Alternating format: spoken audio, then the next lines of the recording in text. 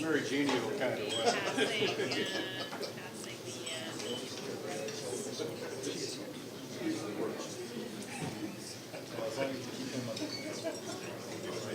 That was good.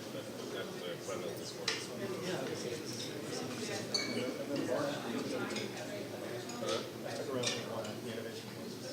Okay. A bit too long. Okay. So,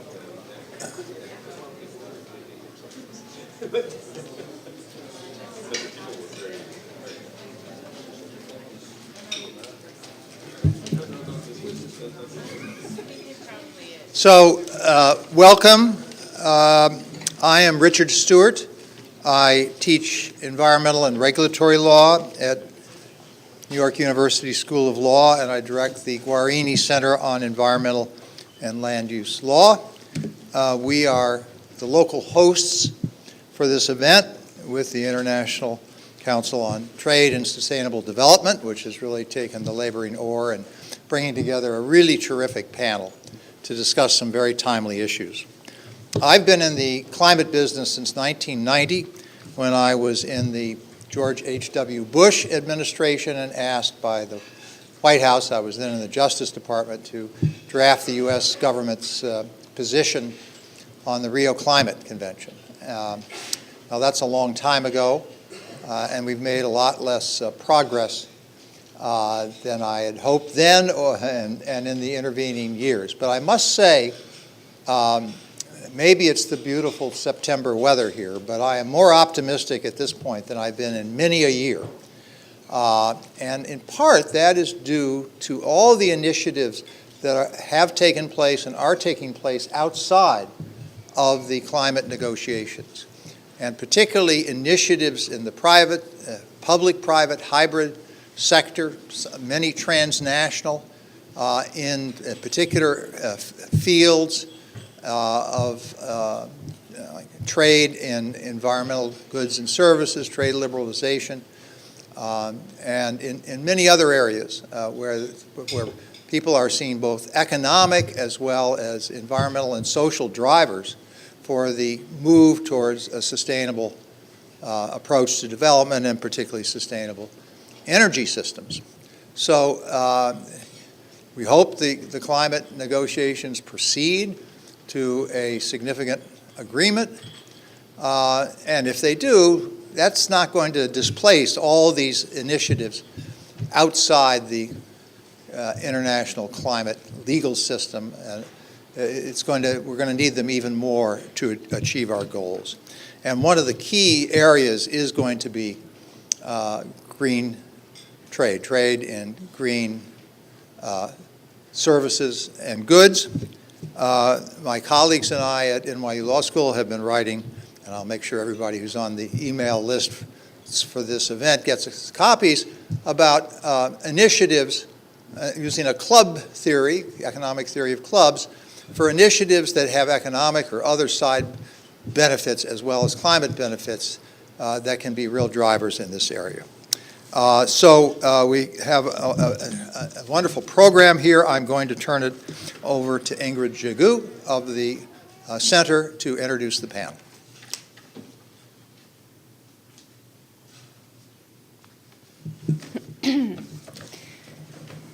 Good afternoon, everyone. On behalf of the International Center for Trade and Sustainable Development, I would like to welcome you all to this joint ICTSD Guerini Center dialogue. So my name is Ingrid Rigaud. I'm the manager of the Global Platform on Climate Change, Trade and Sustainable Energy in ICTSD.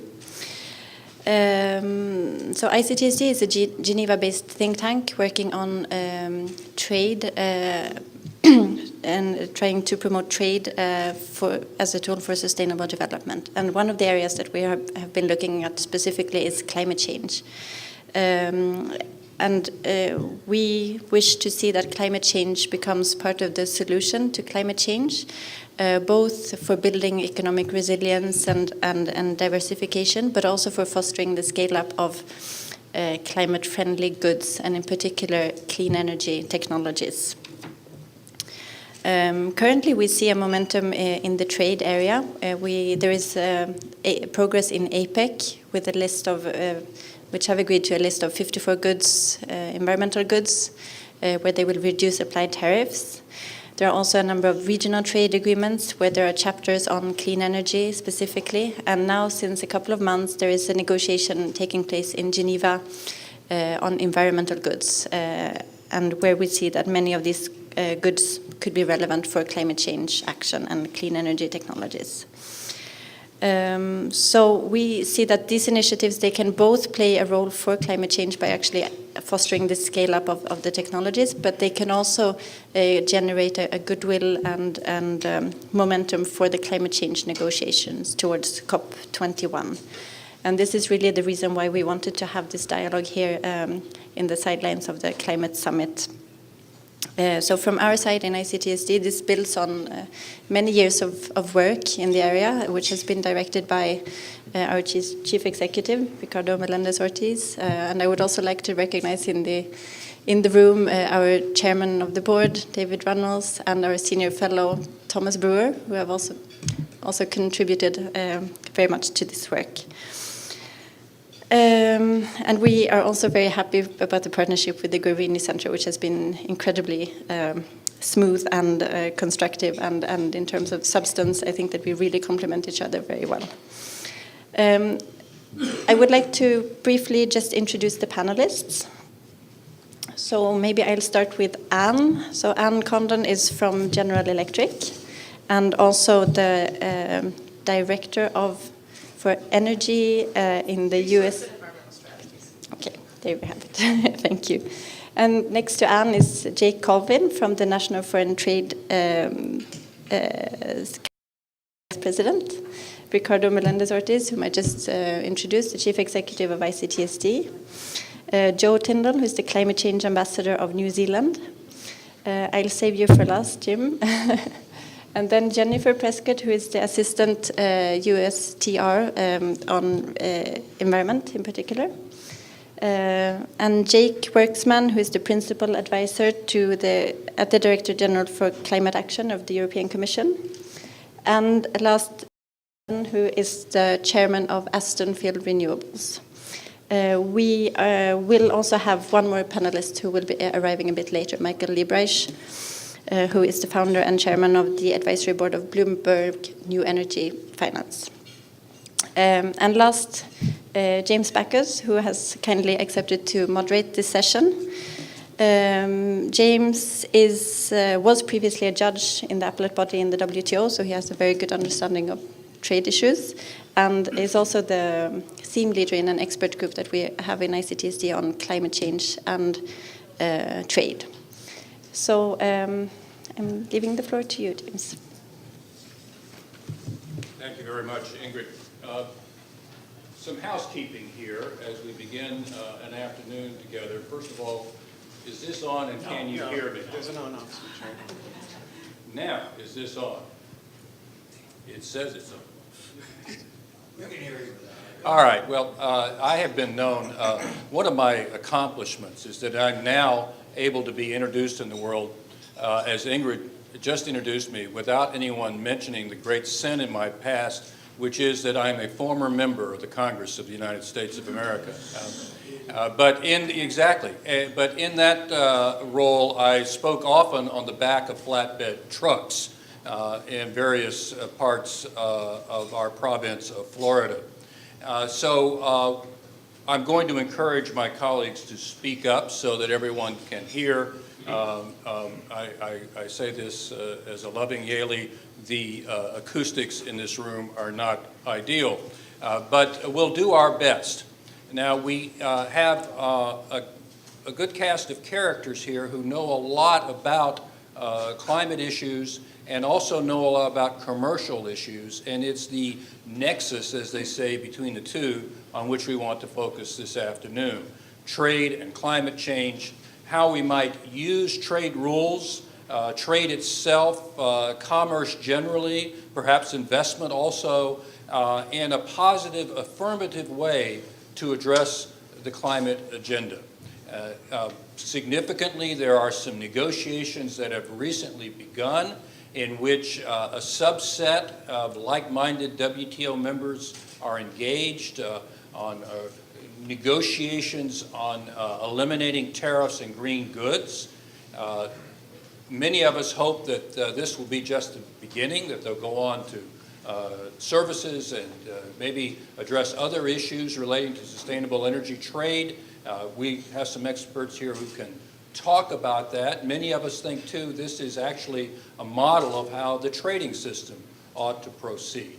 But that's not our topic today. Our topic is how can we use commerce to advance the climate agenda? How can we use trade and trade rules to move forward on climate? So I would ask all of my panelists here to keep that in mind. That's the reason why I just said it 3 times. That really is our topic.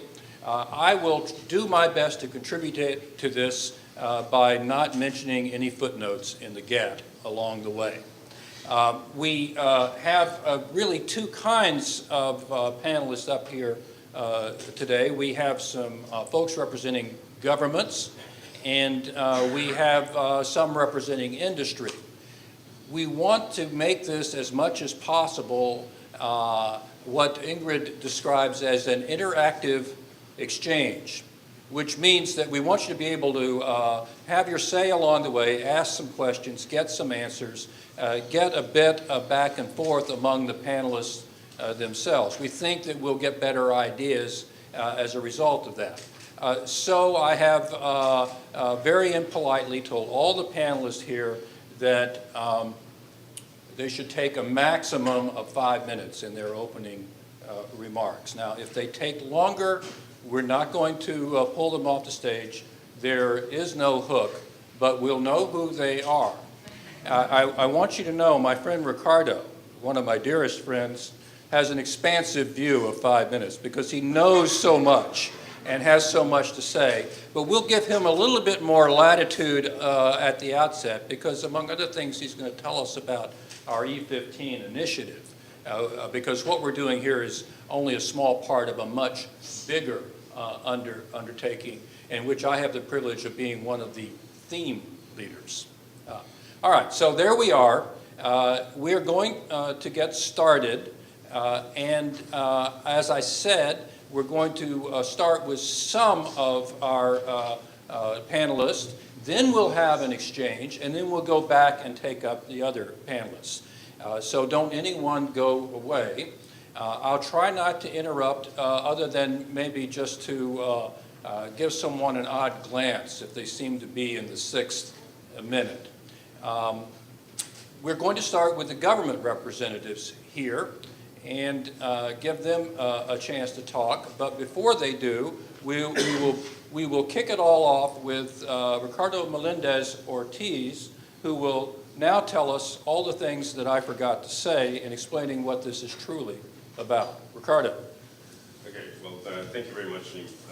I guess we speak from here rather than getting up.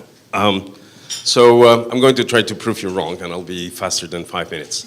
Also because you've said already sort of enough to set the context.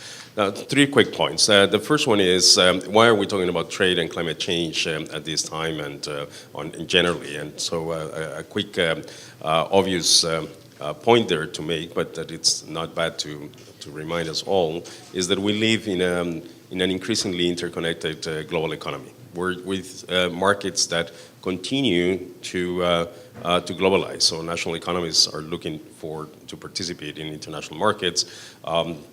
The production of goods and of services, it's now a complicated affair that involves various jurisdictions at different times to deliver goods to any market.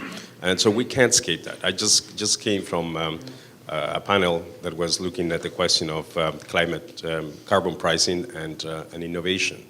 And Jorma Olia, from the now chairman of Shell and previously of Nokia, was saying that the role of governments is to provide incentives, and the role of business is then to do the intervention and supply the markets. At the global level, I go a bit further and I'd say the role of governments is really to provide the enabling frameworks that would allow the markets and governments, so these enable frameworks at the international level, to then supply us with the social, the public and the private goods that we all require. In the case of climate, it's obvious that we need interventions and we need enabling frameworks to make sure that we geared our economies toward sort of low carbon and the targets that we're imposing ourselves, so that global resource pool, which is the atmosphere and for which we all compete, use, and degrade, can then subsist and provide, again, for future generations. So that's really why we intervene with trade. Now, those trade frameworks were not designed, the ones that we have in place today, to respond to these challenges.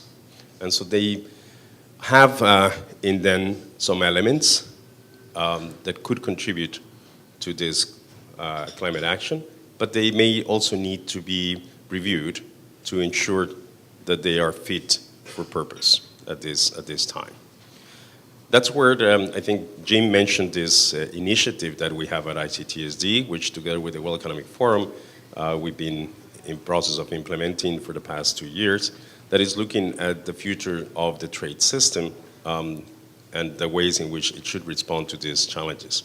And this event here is part of the work that we've been doing at that initiative, which involves about 360 experts from around the world looking at distinct themes. On climate specifically, one of the possible contributions of this trade system, again, is to contribute to the generation and the maintenance of a robust market in those technologies that should help climate. The most obvious area of intervention is energy, because of the energy's significance in, again, in the contribution to emissions, the energy supply sector particularly, so the generation of electricity, but also the provision of all forms of energy. We have been looking at what it takes to move into a future where we could scale up the use, the further technological development, the diffusion of the type of technologies that could make a dent in this contribution of emissions of the energy sector to climate. And we know that we still have in place a number of barriers and other distortions to trade that would impede, again, the growth at the pace that it's necessary. And that's why we have been working then for the past few years in trying to ensure that governments put together the frameworks at the global level that could enable us to move in that direction of, again, increasing the participation of renewables. So a last word on this is that when you look at markets, investment, innovation in these technologies, if you look at a period that comes from, say, 95, when the Kyoto Protocol was put into place, we see a good story with perhaps a little bit of a slowdown in the past 2 years. We'll hopefully hear from Michael Livreich, who's been tracking this very closely, about the behavior of these investments and markets. And the story is quite an impressive one. For instance, on innovation, we know from the reviews that we have made in 80 patent offices around the world, that using the filing of patents as a proxy for innovation, the Kyoto Protocol and action at the international level on these frameworks generated an incredible surge in innovation, which is one of the evidence that we have, again, of how this action could really contribute to move us in the right direction. But notwithstanding that good story, there are many possibilities to improve this so that we can grow still at a much faster pace. And that's really what we're going to discuss here. We have an opportunity that comes out of an initiative taken by the 27 members of the European Union plus other 13 countries, all members of the WTO, within the WTO, to launch negotiations on an environmental goods agreement that may incorporate some of the goods that could contribute, again, to climate action. So that's just in a way of a framework. Thank you, Ricardo. Well done, I must say. That was close enough, close enough. As promised, we're going to take up the governmental perspective next before we allow for a few comments from the audience, and we'll take our governmental guests in turn. Since she came from the farthest distance, I thought we might ask first for a few informal remarks of her choosing from Ambassador Tyndall of New Zealand. Don't know whether I need this or not, but thanks, Jim. And coming from the furthest distance, it's probably wise because the jet lag might mean that, leaving me a little bit later, I might drop off to sleep. So I think it's the middle of the night for us back home. I thought I'd just pick up on probably three different aspects of the trade climate change nexus, if you like. First of all, to talk a little bit about what New Zealand has done. Ricardo mentioned the environmental goods agreement. And in New Zealand's view, we think that the trade and environment policies can and should be mutually supportive. We're participating in the subset on negotiating an EGA. And we've also looked very much for a number of years at building trade and environment into our work, not only multilaterally, but also bilaterally or regionally through our free trade agreement negotiations. We adopted a framework in 2001 for integrating environment issues into all of our trade agreements. So it guides our FTA negotiations, and we're looking for an explicit linkage between trade and environment policy, with some core elements around cooperation, consultation, and looking to agree common principles. And that's been reflected in each of the free trade agreements that we have negotiated. Clearly, there are quite direct linkages and benefits that you can see between work on an EGA, for example, and that could contribute to climate change mitigation. The list of goods we want to include in that would be used directly to address and mitigate the harmful effects on the environment. And you can see that the more ambitious that agreement is, the more its impact will be on reducing the costs of environmental goods and services, and therefore making them highly competitive. And also the more accessible they'll become as global trade barriers are reduced or eliminated. So important from our point of view there.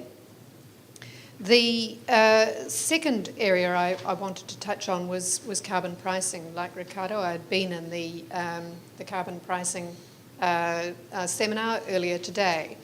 And again, from New Zealand's perspective, we chose an emissions trading scheme as the main policy tool by which we would deliver on our climate change mitigation commitments initially through the Kyoto Protocol. That's because we felt that the government wanted to send signals to businesses, but to leave business to make their own decisions about, how best to respond to that price signal that came through. And even though the price signal, given the way that the market has unfolded, has been quite low, we have already seen quite significant impacts with, for example, the requests, the applications for consent for new power generation that have been filed and actually approved since our emissions trading scheme was put in place. Every one of those applications has been for renewable energy. And in our own case, there has been no need to consider things like feed-in tariffs or other incentives. The cost differential has not been significant.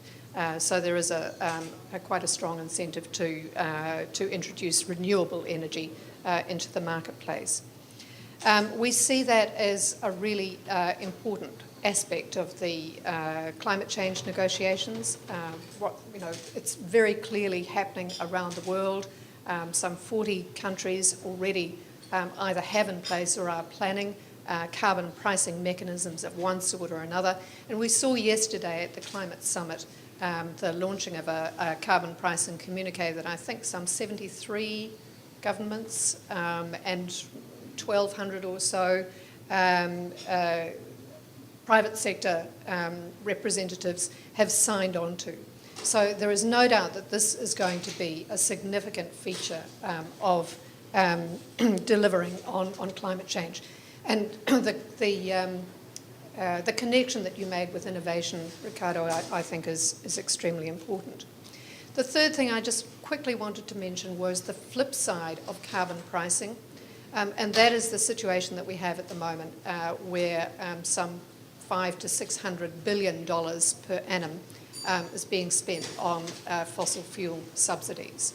And that's clearly a market. It's sending a really, really mixed and incoherent signal to the market to have, on the one hand, a carbon pricing mechanism mechanisms that, as I understand it, covers about 8% of global greenhouse gas emissions, and at the same time, that $500 or $600 billion per annum in fossil fuel subsidies accounts for about 15% or 16% of global emissions. So trying to tackle both of those together, I think, is going to be really important to get the market signals right. And it is encouraging there that we're seeing both the G20 and APEC committing to phase out inefficient fossil fuel subsidies. My last question, I guess, is an architecture one.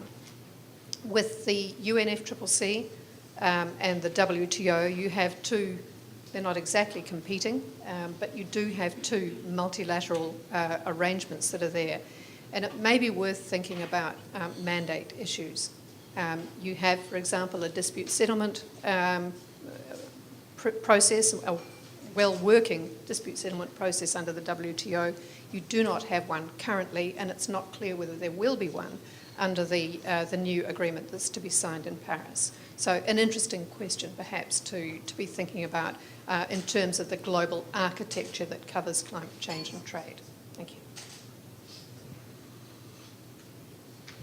Thank you very much, Ambassador. And just a personal word, in about 8 years of climate campaigning since I left the WTO and was free to get back in the climate effort again, that last point you made is the first and only time I have heard anyone who was a climate negotiator raise that particular issue, which is central to the work of the E15 initiative, and especially our own work on trade and climate change. So we're going to be trying to answer that question in ways that will help you. Next, we want to acknowledge the presence and recognize for his offerings Jacob, who is here representing the European Union, European Commission. Thanks a lot, Jim, and good afternoon, everyone. Let me make as a challenge for myself both to be as brief as Ricardo, but also to keep Joe awake. And if I can do those two things, then maybe I'll have succeeded.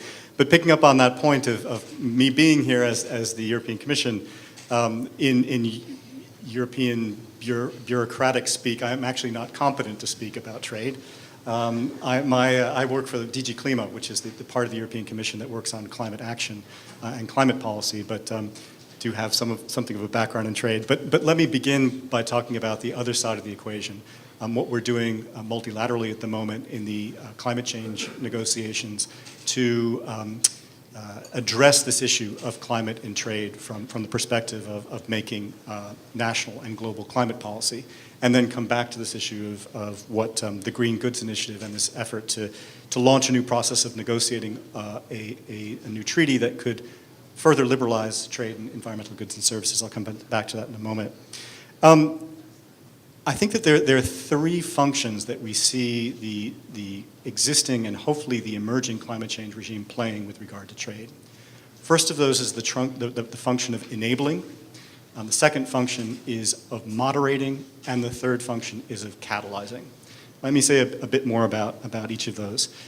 We talk a lot about the climate change negotiations in this round, enabling countries for the first time to put in place the conditions necessary to transform their economies to get their emissions on track towards climate neutrality. So essentially reforming the way in which economies are structured, the way in which energy is produced, the way in which we transport ourselves around the world, the way in which we build buildings in a way that gets greenhouse gas emissions under control.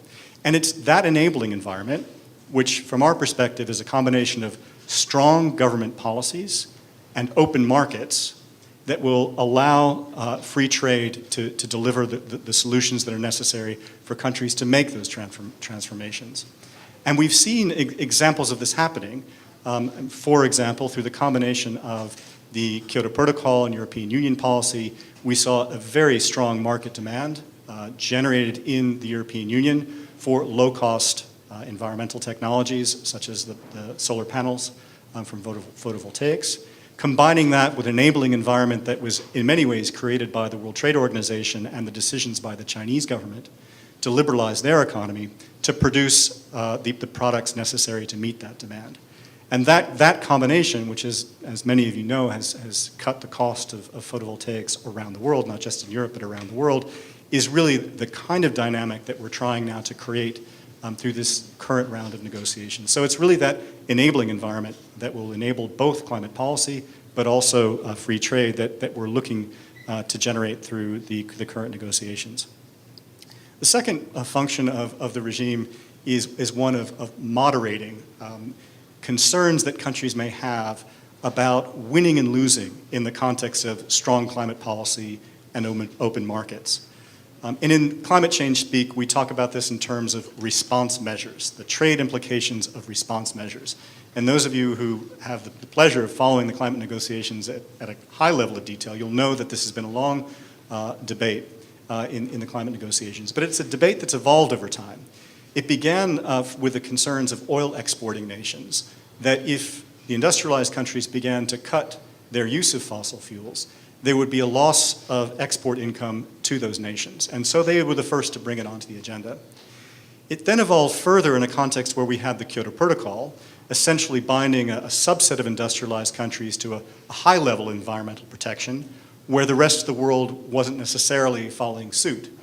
And so there was a concern that in order to maintain those policies, countries with high levels of environmental protection would have to make adjustments at the border to ensure that their domestic manufacturers weren't being put at a competitive advantage by cutting their emissions more quickly than their competing industries overseas. So the response measures conversation began to turn to the kind of what people call the negative trade agenda.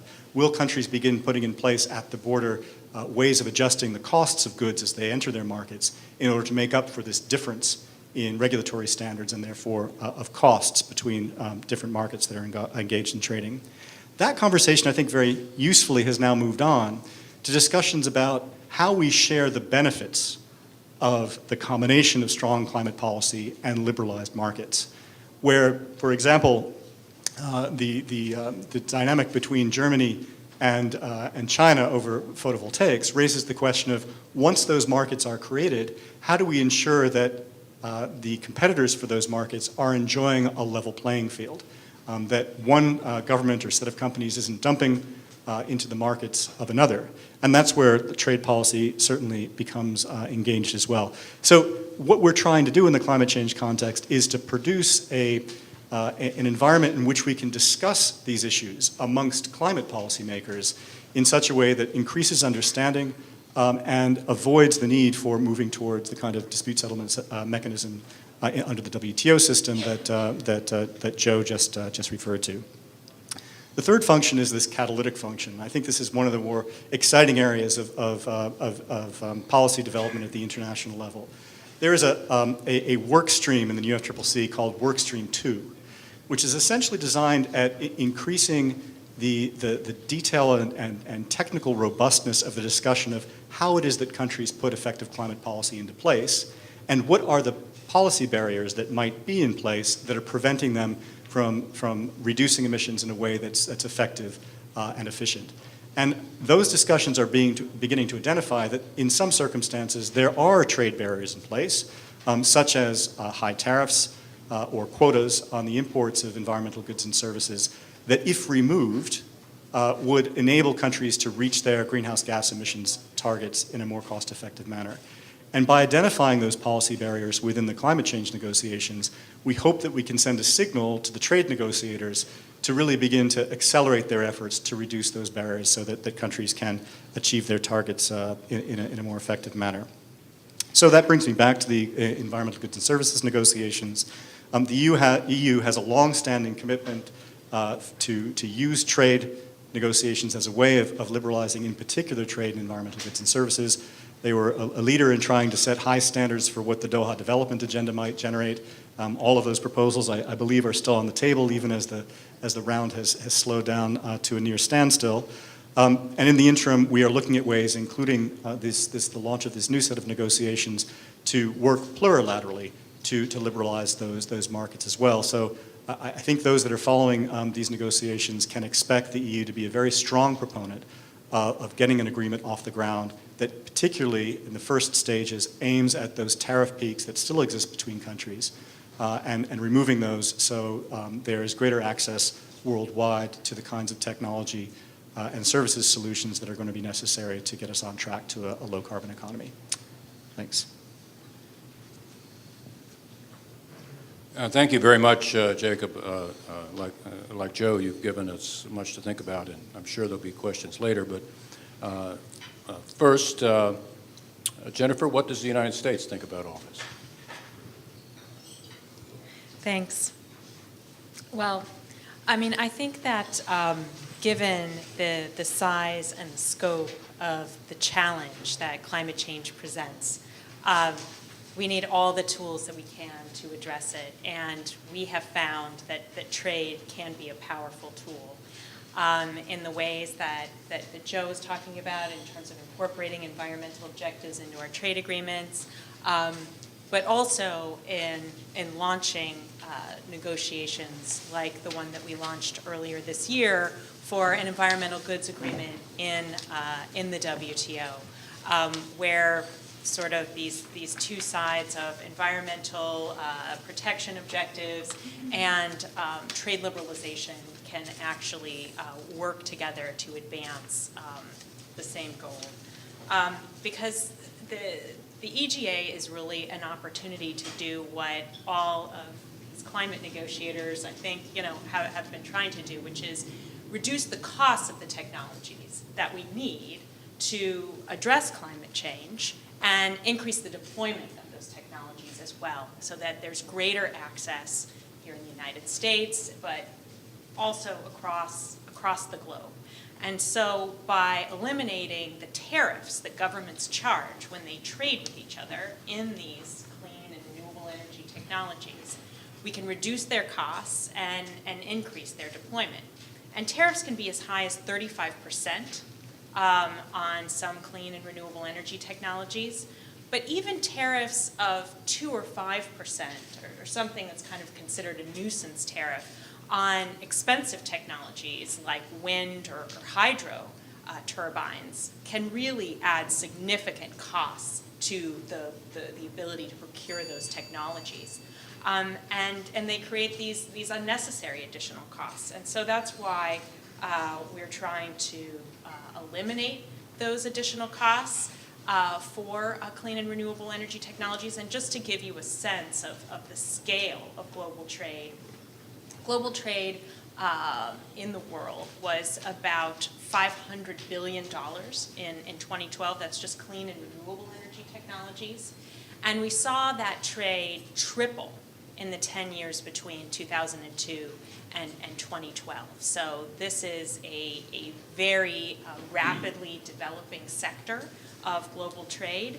And the current environmental goods participants account for about 91% of that trade. So we really do have a lot of the key both importers and exporters of these clean and renewable energy technologies that are at the table actually this week in Geneva in the second round of those negotiations, trying to move those talks forward.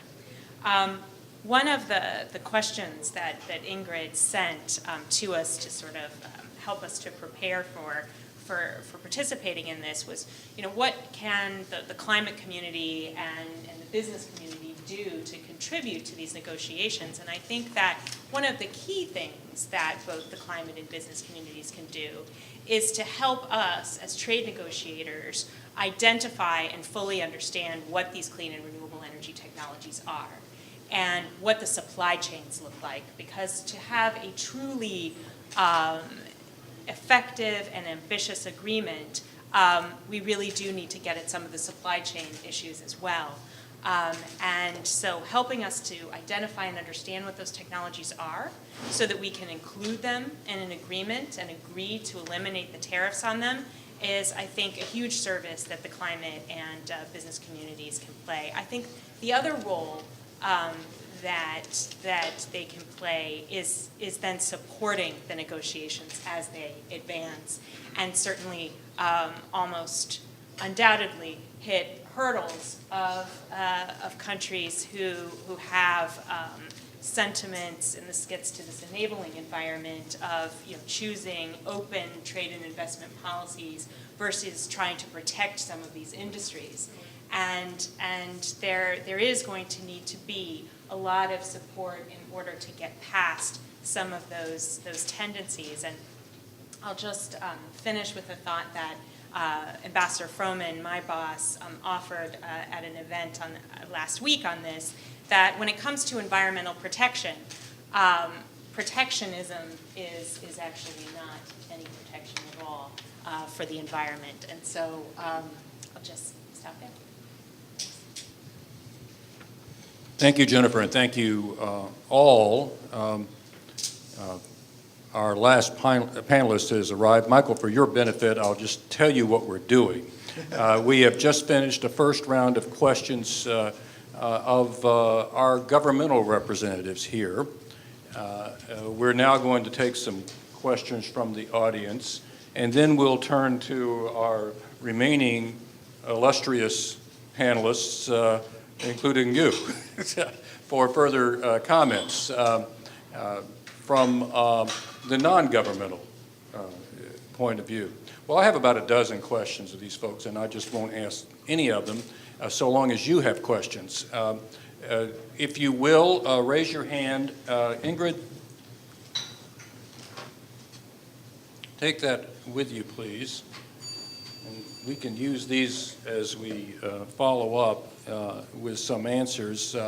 If you would, raise your hand, tell us who you are and who you represent, and ask your question or make your very succinct speech.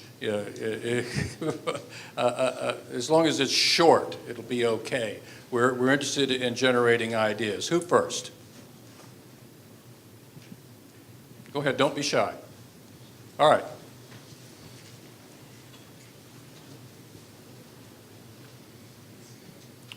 All right, tell us who you are, Noreen. I thought I was a household name. I'm Noreen Kennedy. I'm with the United States Council for International Business. And I have the happy challenge of trying to follow both the post-2015 development agenda discussions and the climate change negotiations. So this is a very big week for me. Anyway, the question I have, and I want to thank the panelists and the organizers for what has been really a very stimulating set of presentations already.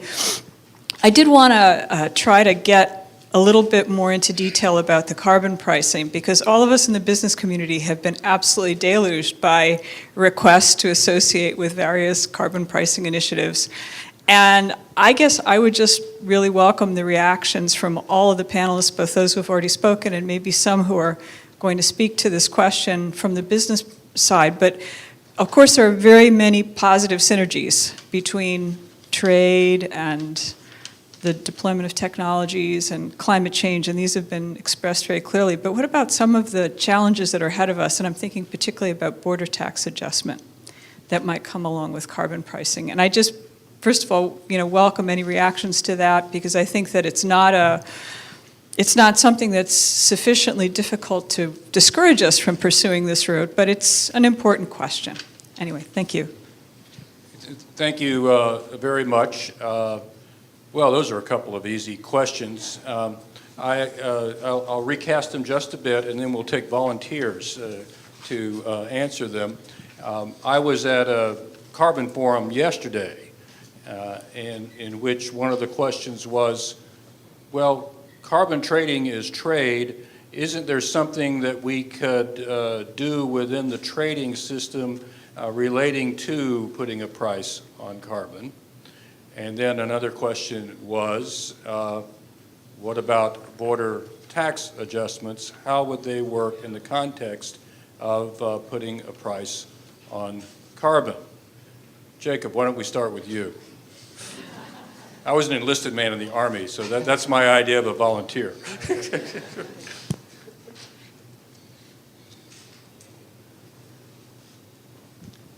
Well, thanks for that question, which for the moment, I think, well, let me start with the border carbon adjustment question. I think for the moment that remains largely hypothetical. We saw in the context of development of legislation in the US, as well as development of legislation in the EU, that energy-intensive, trade-exposed industries, when faced with a high carbon price in a context where their competitors are not experience the same high carbon price, lobby their governments to think about ways of making adjustments at the border to level the playing field. We're not quite in that situation yet. I'm not going to pretend that that issue has gone away in the EU, and I don't think anyone would suggest that if we move towards more significant climate policy in the US, that it might not come up in the US context again as well. But our view, and I think this is probably the view of my colleague from USTR, is that the best way of dealing with these differences in price is behind the border and not at the border. And that's the approach that's been taken so far in the EU, and I think that is the sensible approach, not just because it's better policy, but also because it does avoid this issue of whether it's consistent with countries' WTO obligations. We'll probably take another seminar to discuss whether indeed it was consistent with WTO obligations. I certainly have my own views and have written a bit about this. Or 3 years of litigation. There would be litigation as well. We'd get you back on the appellate body to help us sort that out. Yeah, that would be my first response. It's definitely a concern, but I think at the moment it's a hypothetical one, and I hope it remains that way. Thank you, Jacob. Jennifer, what is USTR's view? I didn't mean to cut you off. No, I think it's still on. Well, I guess the only thing that I would add is that the most effective way to continue to make it a hypothetical issue is actually for the global climate negotiations to be successful, and to get all the major emitters out there to take meaningful action to reduce emissions, so that the playing field is level, and we're all taking these actions and absorbing the costs of doing so. Actually, I don't have too much to add, except to reinforce both of those points. And certainly in New Zealand's case, we have, taken the view that dealing with this internally, behind the border rather than at the border, is the way to go, and devised a scheme that, at least during a transition phase, offers free allocation of units to emissions-intensive trade exposed, as they are identified in the legislation, sectors or industries, and would completely reinforce the other point that Jennifer made about the need for a global agreement. That doesn't mean necessarily that every country chooses to meet their commitments through a domestic carbon price. They may choose other policy instruments, but I think industries that are facing competitive pressures would be looking to see that costs are being faced in some way or another by their competitors in other markets. Jake, you want to say a word on this? Well, yeah, I mean, it's been a while You since know we- what a border tax adjustment is, huh? We're waiting. None of the rest of us know. I think Jacob thankfully explained it very eloquently, because I was trying to rack my brain from 2010, which is the last time I really thought about this in any great detail. NFTC released an analysis of border tax adjustments as part of a larger think-through about trade and climate policies, back when legislation was still a possibility in the United States.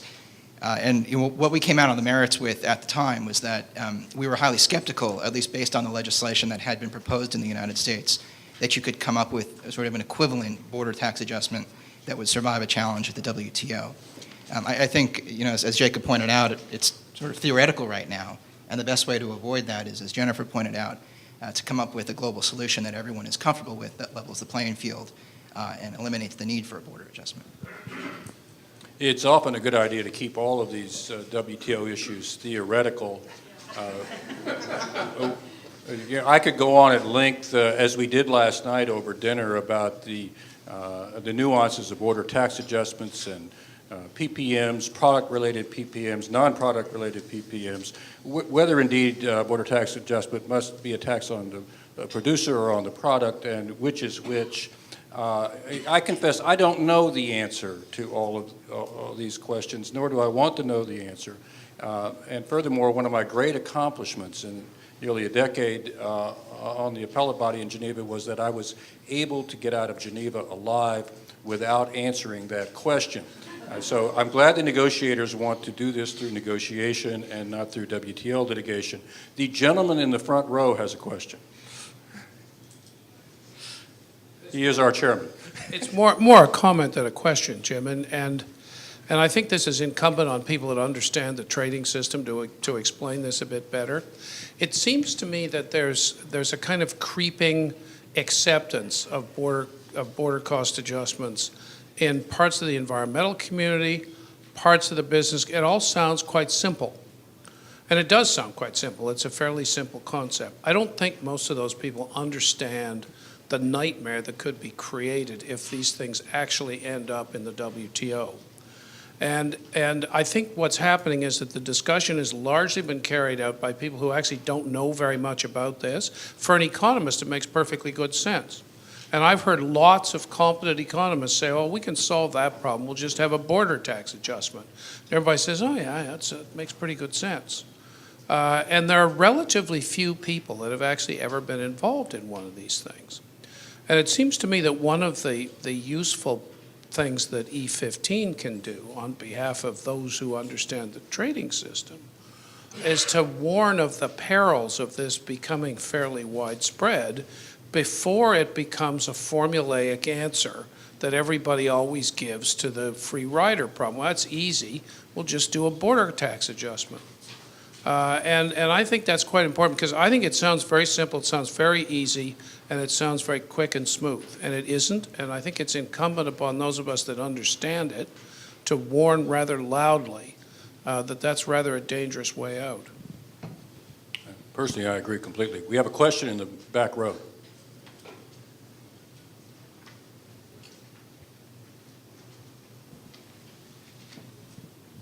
David Livingston from the Carnegie Endowment. I agree wholeheartedly with the point that just came before, and I wanted to dig a bit deeper on it in looking through the particular context of fossil fuels and through oil. Just because when we talk about border carbon adjustments, we're thinking them as largely theoretical at this moment, but in the case of carbon emissions intensity standards, like the state of California has here in the United States, or like the EU has explored through the Fuel Quality Directive, we have sort of implicit border carbon adjustments, which are already in place, which are already being formulated, and for which policies are being revised and amended and honed. And in the case of the EU, for example, where it's meant to regulate the carbon intensity of the transport fuel mix in the EU, they're struggling right now to figure out how can they do that when there's certain knowledge of certain crude oils which are likely more carbon intense than others, which are likely more greenhouse gas intense than others, like oil sands, but for which it's very difficult to say on what basis do you discriminate or identify those oils and pick them out, or those transport fuels, when there are over 100 different marketed oils globally in the world. So I guess my question would be, do you think that before we see the theoretical issue of explicit border carbon adjustment come about through domestic carbon pricing with border adjustments, that we're going to see a growth or a proliferation of these implicit instruments where they're emission intensity standards, basically they're technical standards, or PPMs instead of border tariffs? And how do you see that being navigated, whether it's through multilateral negotiations, or will we make more progress through some of the FTAs that are being negotiated right now? Who'd like to take that question among our governmental representatives? Anyone? Well, let me just make an observation here, since we have no volunteers. I think we heard each of the three negotiators from the governments tell us that their hope was that we could deal with these issues internally and not through border measures. And I certainly share that hope. However, I would note that, as they all know, the scope of the WTO treaty includes internal measures if they affect traded products. Certainly technical regulations, there's an entire agreement on that, but also internal regulations that fall under the General Agreement on Tariffs and Trade. Note, I didn't mention a footnote. So merely doing it domestically and internally does not escape a potential problem with the WTO. Have I provoked anyone into saying anything here? Go ahead, Jacob. I don't know where the other mic.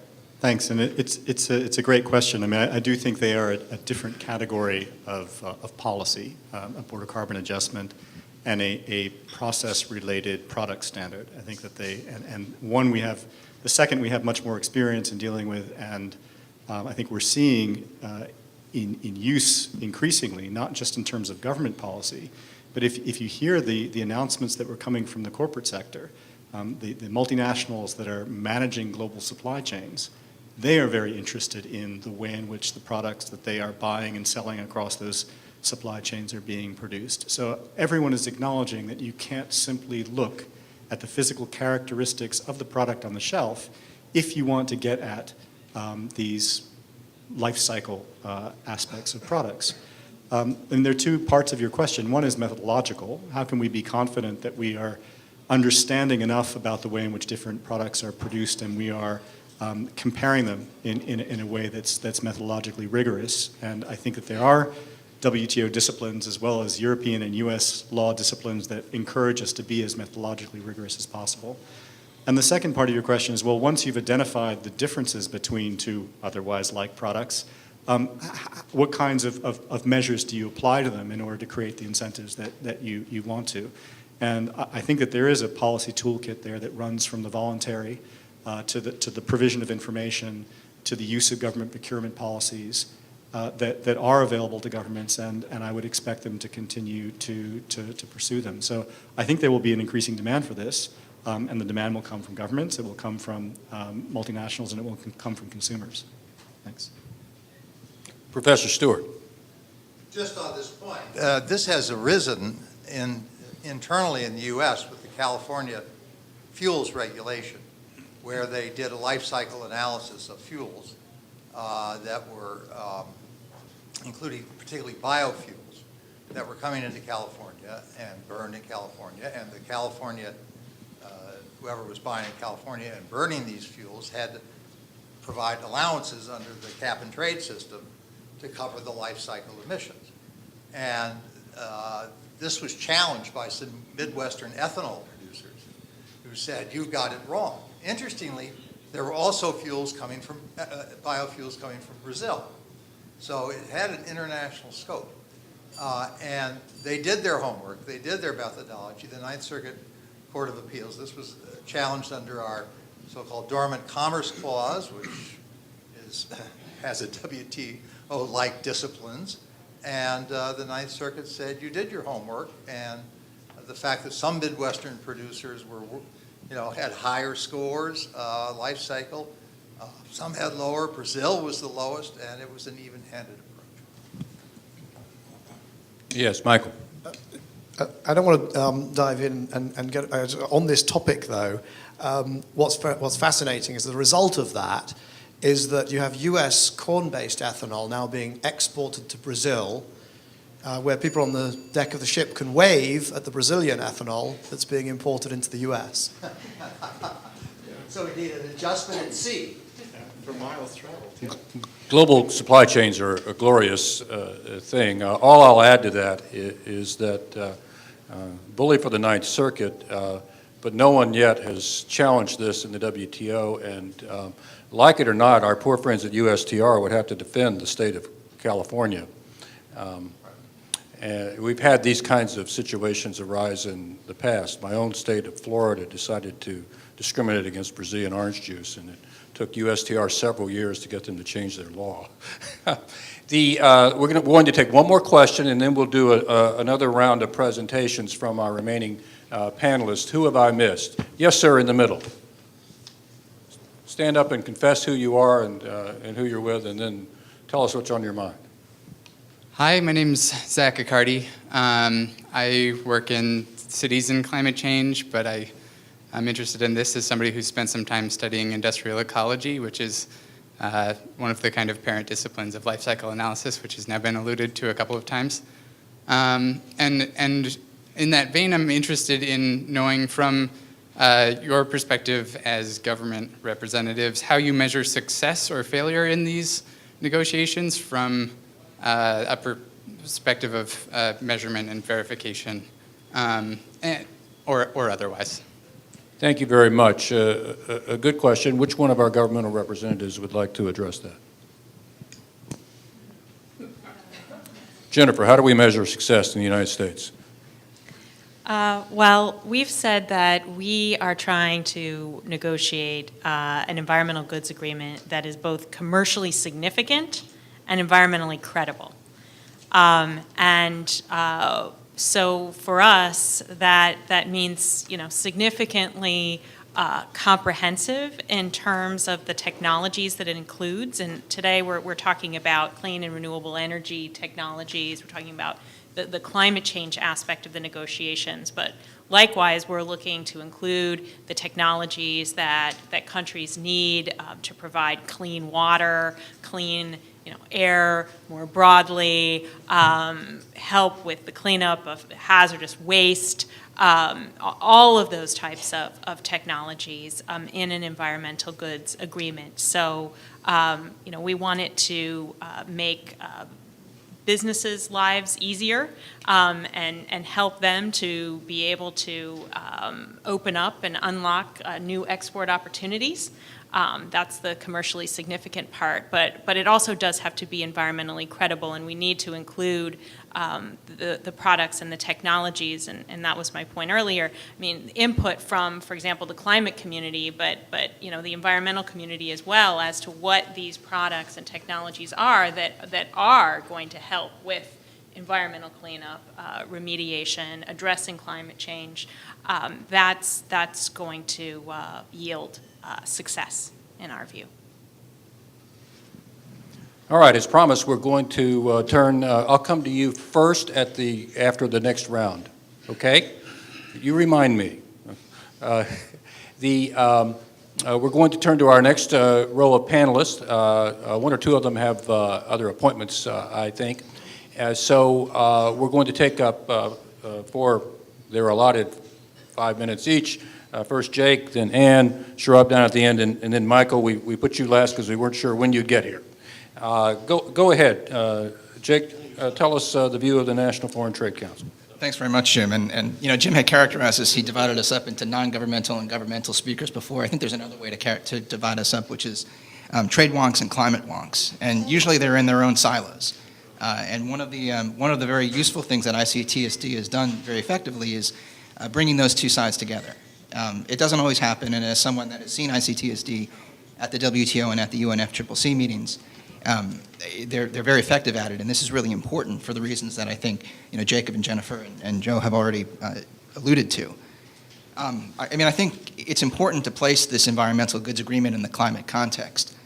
I thought Ambassador Saborio from Costa Rica, which is a participant in the EGA negotiations, made this point very effectively at the launch of negotiations in Geneva. And he said, it's for our own good that we do it. Usually cutting tariffs is considered a painful thing for an economy, but in this case, cutting tariffs is an ability to lower the cost of adopting clean technologies. And what Costa Rica did is they compared this experience and they indicated they're participating in these EGA negotiations for a similar reason to why they participated in the environmental technology agreement negotiations, which eliminated tariffs on information technologies. And that's because it lowered their cost of adopting those technologies. And what they did was they built a services economy on top of the hardware and infrastructure that was created in Costa Rica. And they've done that very effectively. And they're looking to do the same thing here with environmental technologies. Just to give you a sense, one of our companies that has commented on environmental goods is Walmart. You might not think of them because they're not a big environmental goods producer, but they're a huge consumer. And so one of their goals is one of their aspirational goals is to be powered by 100% renewable energy in the future. They're not there yet, but they've identified technologies like biodiesel generators, fuel cells, wind, solar, and geothermal that could be included in the environmental goods agreement, where if you eliminated tariffs there, it would lower their costs to adopt those technologies. And so they make the point very effectively that eliminating tariffs will enable them to meet their environmental sustainability goals and renewable energy goals. I think there's maybe one challenge for negotiators and one opportunity. And the challenge is to align the list of environmental goods that they come up with environmental benefit. And that, as you heard from Jennifer, is something that the U.S. government has been encouraging the U.S. business community to explain. What is the environmental benefit of the technologies that we want to see in an environmental goods agreement? And so I think it's up to us to indicate what those are, but there's also a balance there. This is tricky because there are dual-use items. There are items that could be components in environmentally friendly technologies and clean energy technologies, but that could be used for other things. And so how do you treat those technologies? And then there are also environmental technologies that are very clearly and only environmental technologies, but may share a HTS code, a harmonized system of tariff code, with other products that are maybe not environmentally friendly. So as a business association that supports free trade, our hope is that the agreement is as trade liberalizing as possible. But we've already seen in other forums like the Asia-Pacific Economic Cooperation Forum, the need or at least the desire to add specificity to the existing tariff code that's out there to better indicate which environmental goods are going to be included as part of a commitment to lower or eliminate tariffs. I think the opportunity is to make this agreement more inclusive. And so I think there's a really great group that has started the negotiations, and that may be the right group to identify product coverage. But what we saw with the information technology agreement, and what I hope can happen with the environmental goods agreement, is that there was an initial core group that came together to develop a list. In the ITA context, it was 29 economies. It has grown since to over 70 economies. And so what I hope is that there's a credible, useful effort that is put forward under the environmental goods agreement that then other countries will see it is in their interest to accede to. So, thank you. Thank you, Jacob. Anne? Sure. So I guess I'm the first capitalist. So first of all, not everybody knows who General Electric is, particularly outside the United States. So we're a large infrastructure company. We were founded by Thomas Edison about 130 years ago. And Thomas Edison's, one of his main philosophies was, I look at what the world needs and I try to invent it. So the whole company's philosophy, and that of many companies, is to try to figure out the solutions to the problems that we have and to provide essential services. And that's a lot of what we do. The importance of trade. Last year, more than 50% of our revenue came from outside the United States. That supported a lot of jobs here in the United States, but the open access around the world to technology is actually a critical factor, we think, for both economic growth and the success of people who are willing to invest in innovation, which we've been doing very successfully for a long time, and in a very focused way. I am one of those environmental geeks, right? So 10 years ago, we invested in something we call eco-imagination, where we decided we were going to really make a focused effort around trying to make our products and a suite of products that were more beneficial from an operating perspective and from an environmental perspective. And those two factors we thought were really important. It's really hard to tell somebody you have to pay more for something that's environmentally protective when that is not necessarily something that's also going to help you run your business better, run your municipality better, whatever it is that you're trying to accomplish. So since 2005, when we started, we've invested more than $15 billion in R&D, and we have generated about $160 billion in revenue from this portfolio. What we have done recently is extend that commitment to R&D out to 2020 or another $10 billion, so a total of $25 billion. And we're doing that because we think, whether it's policy, whether it's societal expectations, whether it's the change in the technology, that there's a real need for innovation. And we have an advisory board that tells us the most important thing that people like us can do is can continue to innovate and to be engaged in the public policy space. So just to give you some ideas of some of the things that we're working on, lower cost renewables. They're really coming down fast. In some markets, they're actually at parity or maybe even better. But there's still some places where that's not the case and some technologies where that's not the case. Grid integration is a big issue, and the IT enabling features associated with that are really important to make sure that we end up with reliable power at all time. You know, we have to balance a number of objectives when you're thinking about it more from a governmental perspective than an advocate perspective.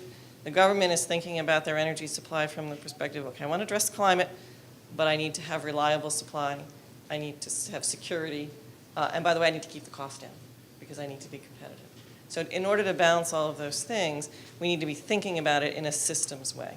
And so when we think about what should be in the agreement, we want to think about it broadly, not just as something that somebody has labeled as green technology, but as technology that's better from an environmental perspective than that which came before it.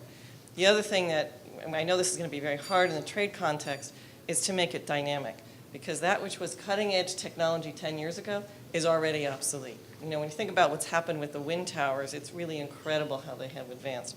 So we've got to be thinking about it both from a broad perspective, because some of the other things we're working on are IT. GE has a big initiative around marrying IT and the hardware that we use to power our societies. That's a huge enabler and probably one of the biggest game changers that we're starting to see in terms of being able to do all kinds of things, inefficiency things, and also really enable the integration of the renewables in an effective way. So broad base, trying to come up with definitions that get at technologies that's not just the banner technologies, the wind towers and the solar panels, and then having a process, which again I know is going to be very difficult in the trade system, for keeping it alive and fresh and something that's dynamic. Because if we don't do that, we'll be locking in and locking out the technologies that may be the big enablers here. So. Thank you very much, Anne, and thank the two of you for packing so much information in each of you into your allotted 5 minutes. Just one observation, just to support what Anne just said, as the trade people in the audience will know, one of the challenges we face with the information technology agreement is broadening the scope of its product coverage.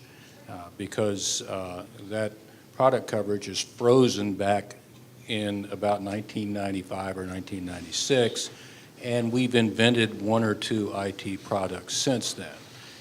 So the point she made is a point I'm sure that is much in the mind of our esteemed negotiators here. Now, was my message about the packing so much information within their allotted 5 minutes subtle enough for our meeting? Yeah. Sharab is asked to go to the podium, which she certainly could do. You're our next speaker, Sharab.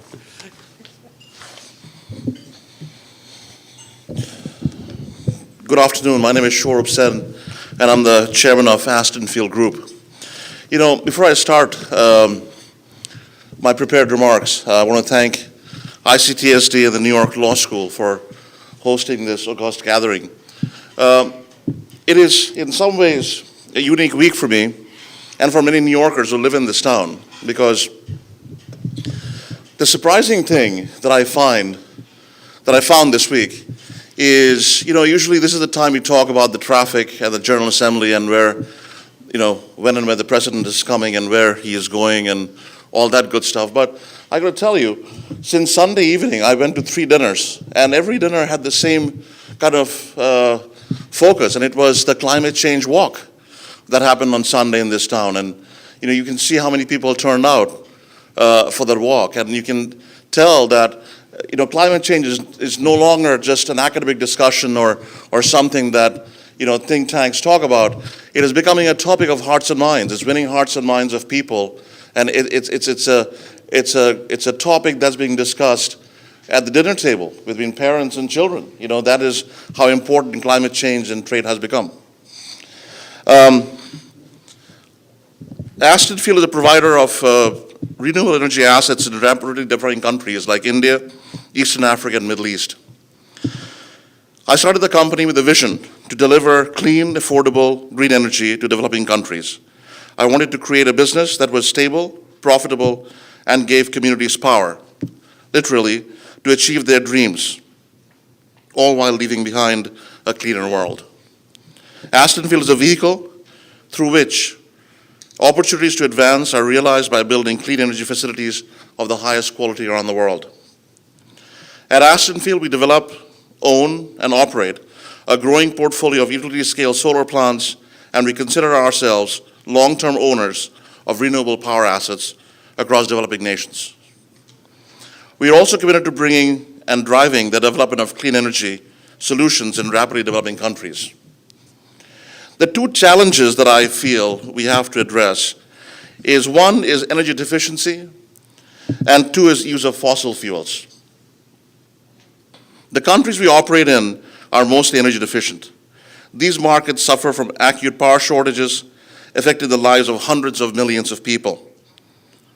My home country of India alone, there are 300 million people today without any power. 300 million people, almost the size and the populace of the United States. As companies like Aston Field and governments strive to find solutions to give these people power, what source will it come from? Will it come from clean or simply further add to climate concerns?